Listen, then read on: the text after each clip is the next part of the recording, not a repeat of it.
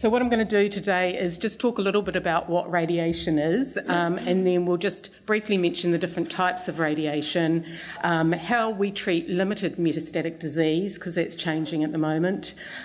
Does holding your breath help reduce side effects in some situations with radiation treatment? And can radiation actually be given at the time of breast cancer surgery when you're having your actual surgery? So I'll run through those. So radiation is the use of ionising radiation to treat cancer. So most of the time we use X-rays, high-energy X-rays, and what they do is they kill cancer cells, and that's sort of the basis behind radiation. So what we're trying to do is deliver a specific dose that we know kills cancer to a defined area, and trying to minimise the dose to the other structures in the body. So there's a lot of different types of radiation out there, but mainly what we tend to use is X-ray radiation treatment, and most of the radiation these days is given by one of these machines, which is got a big long name called a linear accelerator, but basically patient lies on the bed and this machine can rotate around and treat from different angles. So that's most of the radiation around the world is delivered that way. There's other types of radiation, so you can have radiation that's given from a machine external to the patient, but you can also have radiation which is given internally. And this is one example of this in breast cancer, where we can actually remove the cancer from the breast, and we can put a probe into the breast and deliver the radiation internally that way. So that's got a big long name called brachytherapy. Radiation today is very different to in the past. In the past, we weren't very good at giving it. We didn't really know the impact on other structures. So these days, with modern techniques, radiation is a much more accurate treatment. It's much more focused. We can actually give more radiation dose, and we tend to get better cancer outcomes. So the radiation treatment these days is very different to the past. So how do we treat patients with radiation therapy? For people who have been through radiation, this might be a bit boring, but I just thought I'd take other people through this.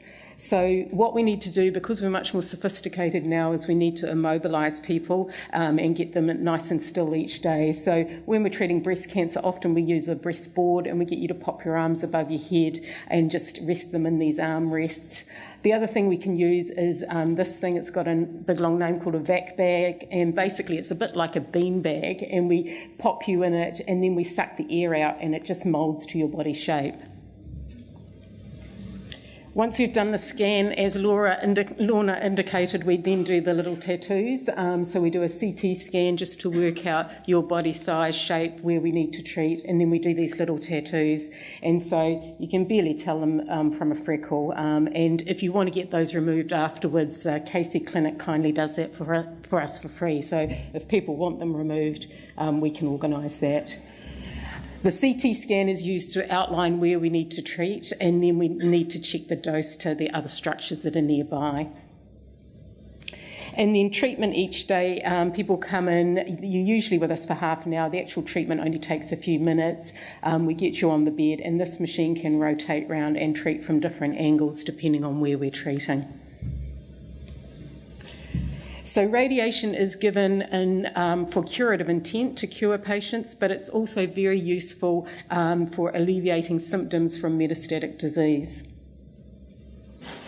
So this is a picture of a patient's shoulder, and there's some cancer in this part of the bone, and radiation works very well when we treat bone pain. Often people do get very good relief in pain with radiation. The other thing it does is in the bone you've got these things called osteoblasts, and what radiation does is it stimulates these, and that helps healing a bone as well. So it's used for pain relief, but it also helps healing bone. Sometimes patients can get skin nodules, which can be painful, and they can ulcerate. So radiation is quite good at treating these as well, shrinking them down and preventing ulceration.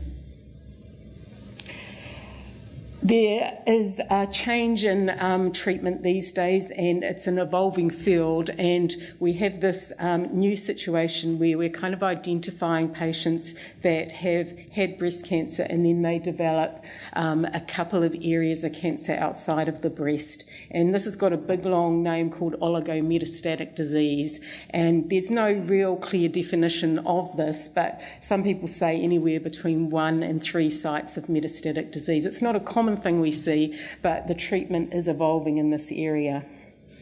And the question is, if you've just got a few spots, can we treat those aggressively? And if we do, will that control the cancer? And at the moment, we're waiting on studies that are being done around the world about that.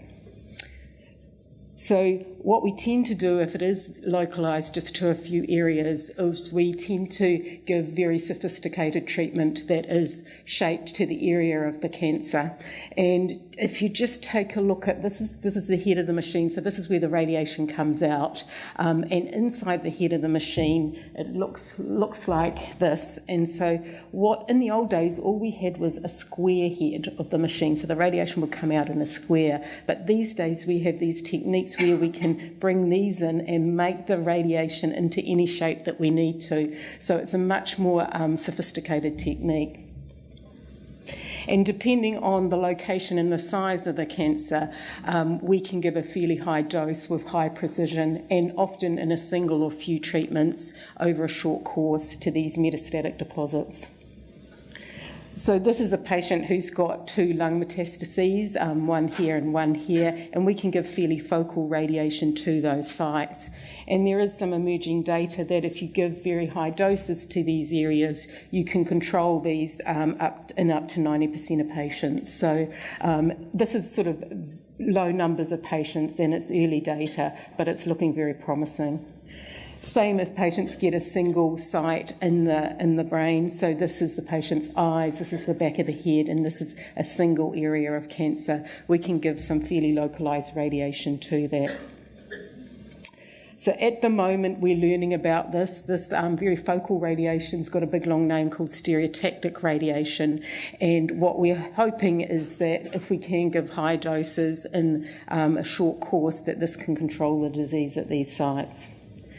The problem we have is with the studies that we have to date, they have a lot of different types of cancers in them. So they have patients who have just got a few areas of cancer that have had breast, bowel, kidney, lung, melanoma. So it's very hard to tease out the benefits in breast cancer. And there's not many patients in those studies, and they have short follow-up periods as well. So I think at the moment we're kind of waiting on ongoing studies just to see what the outcome is of giving these patients very high doses of radiation in a short period of time. Reducing side effects in breast cancer, we have developed a few techniques to try and reduce side effects in breast cancer. So when we treat the breast, we don't do this. We don't have the radiation coming from the top of the patient going into the breast, because it then can go straight through the lungs to your back. So what we actually do is we lie you down, pop your arms above your head, and we bring the radiation in from the sides. So the radiation's coming in from the sides like this, and that way we reduce the amount of radiation treating the underlying structures. And the heart sits on the left-hand side, so when we're treating the left side of the breast, we try and reduce the dose to the heart. So once again, we use these blocks inside the head of the machine and try and block out most of the heart.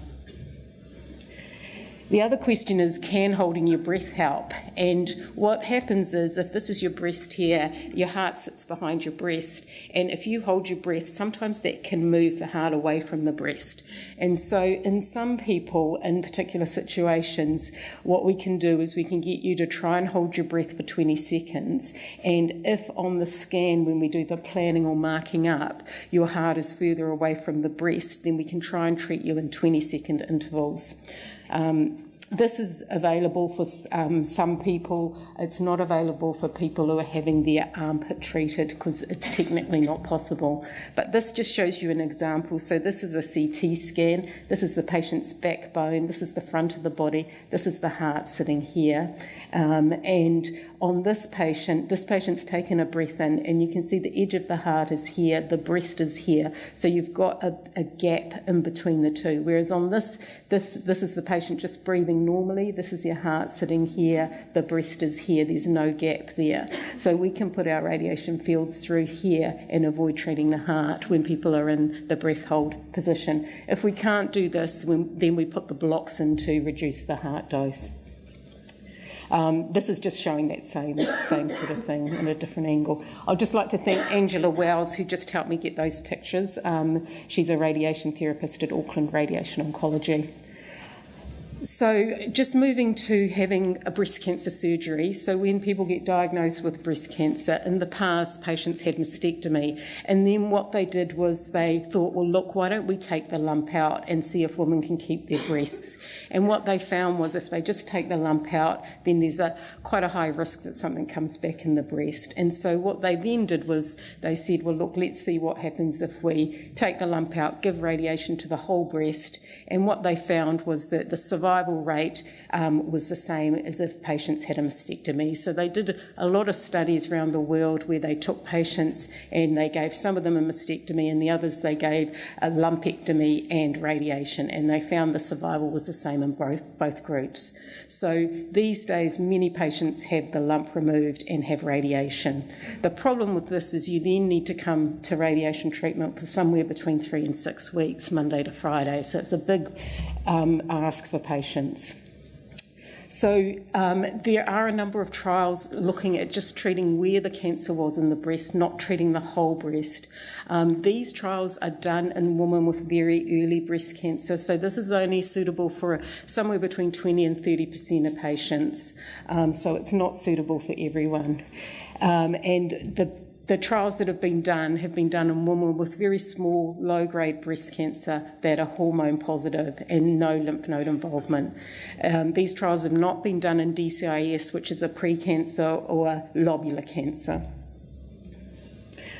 So what about giving radiation at the time you have your breast operation and have your breast lump removed? So for these patients with small, low-grade cancers, what can be done is they can do the operation, they take out the lymph node, and then they take the breast cancer out. And provided that there's no cancer in the lymph node, then patients can have radiation during their surgery. So what happens is, depending on the size of the cancer, will depend on what size probe is needed. And basically one of these probes is just placed in the breast and the radiation is delivered through that probe. So this is just another picture of that, but basically this is the breast tissue and this is the probe sitting in the breast tissue, and the radiation is delivered to that area where the cancer was.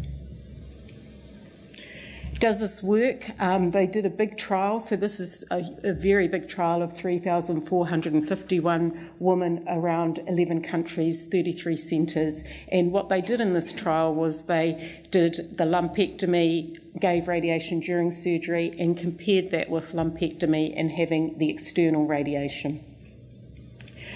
Patients had to be more than 45 years of age, their tumours had to be less than or equal to 3.5 centimetres, they had to be low grade, hormone positive, and had to have no lymph nodes involved. And so this is what they did. So this group of patients had the radiation during the surgery, and this group of patients had the standard external radiation. What they did was they said, if we're giving the radiation during the surgery, there will be some patients that we get a surprise after surgery where the cancer may become a grade 3 when they've got the full specimen out, or where we see some cancer in the lymph nodes. And if that's the case, we need to give those patients external radiation as well, because they're no longer a patient with a very early breast cancer. So in this study, what they did was about 15 to 20% of patients who had radiation during surgery needed to have external radiation as well, but 80% didn't need to have external radiation. And they followed the ladies for 5 years, and what they found was there was no difference in the control of the cancer in the breast. So it looked as if the intraoperative radiation was just as good as the external radiation. Chance of dying from breast cancer was the same in both groups as well. overall death was actually shorter in the TARGET, which is the intraoperative radiation group. So less people were dying in the intraoperative radiation group. And the skin complications were higher in the external radiation group, just because they were having the whole breast treated with radiation. Quality of life was better in the patients who had the intraoperative radiation. So what are the disadvantages of having intraoperative radiation? It's once again in a very subgroup of patients, so they have to have very low-grade small breast cancer, so it's not available for everybody. 15 to 20% of patients that have had intraoperative radiation need to have the external radiation. The study did show a slight increase in the risk of getting fluid build-up in the wound, 1% versus 2%, so not a big difference. Criticisms, the ladies in that trial was followed for 5 years. With longer follow-up, the question is, will the recurrence rate or the side effects be any different? And we don't know, but usually, you know, recurrence in breast cancer, if we've got 5-year data, it doesn't usually change a lot when we follow till 10 years. So why would we do radiation during surgery? In appropriate selected patients, we've got that study that shows that giving radiation during surgery is as good as giving the external radiation. We've got less toxicity, improved quality of life, and the breast looks similar in both groups. Breast cancer patients are busy. You're all busy ladies. You work, you run the household, you look after your kids. You don't want to be coming to radiation every day, so it's a one-stop shop. So that's another big advantage. We've only got 6 centres around the country, so a lot of women have to travel long distances. They have to leave home, they have to stop working. We do have a very high mastectomy rate because women in rural areas often opt for a mastectomy instead of a partial because they don't want to travel for the external radiation. From my point of view, it also frees up spaces on the radiation machines for other people who need cancer treatment and other breast cancer patients who actually need the external radiation, so it reduces waiting times and reducing burden on family and patients and community. So is radiation during surgery the best idea ever? I think it's a pretty good idea, and I think, you know, if you're in that subset, it is a good option. We have been dealing with the National Health Committee to see if they will fund this in the private sector. It is actually funded in Australia in the public sector, and it is actually funded in Australia in the public sector. And they have reviewed the information. They're very happy with the science, and they were looking at feasibility and economics. And then they disbanded in March, so we're sort of back to square one to try and get it funded in public, but we are trying. But yeah, I think it's a pretty good idea, but maybe this is the best idea ever.